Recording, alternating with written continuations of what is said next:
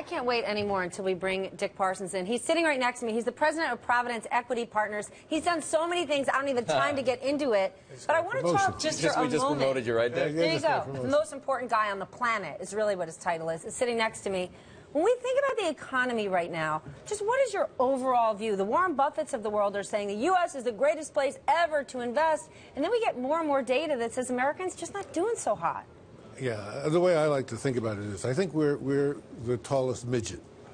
You know, no one is doing great. No one is doing great. But I agree with you.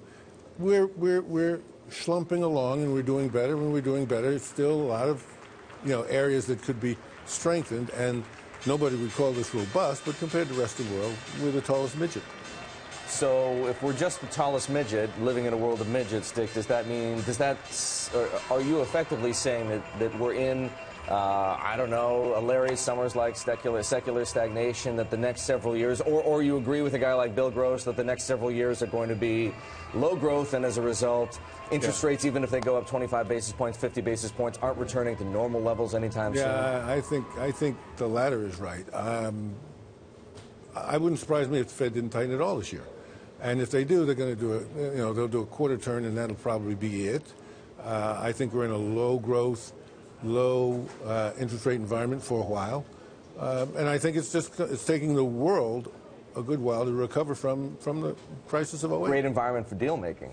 It's a good environment for deal making. It's a good environment for investors, and it may not be actually a bad environment for the rest of us. Just kind of keep balloons from creating or bubbles and popping up. But is it really, if you look at the consumer, one would think, look at gas prices, oil prices. When are we going to see the consumer start spending? The housing market is better than it's been. You can buy a house right now. You can get a mortgage. Why aren't we seeing more activity? It's still so sluggish across the board. It's just rich people getting way richer. Yeah, I don't know. There is something a little weird going on with the data, and I'd like more time to see what's going on because, yes, we didn't get the consumer spending surge in the first quarter that everybody predicted because of lower gas prices. But if you look at surveys of consumer attitudes, whether it's the Bloomberg Consumer Comfort Index, University of Michigan Consumer Sentiment, they're at their highest level in years. So it's not like the consumer, when asked how they're doing, is feeling particularly bad.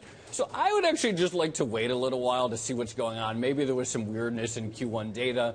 That wouldn't be unprecedented. Last Q1 was shockingly bad. So let's wait a little while and see how the consumer shakes out. It's also possible that the consumers learn something. I mean, they're not just going to jump back into the pool with the enthusiasm. You think consumers have learned their lesson for once? I don't know about their lesson, but there is more caution on the part of consumers, and there's more orientation toward savings.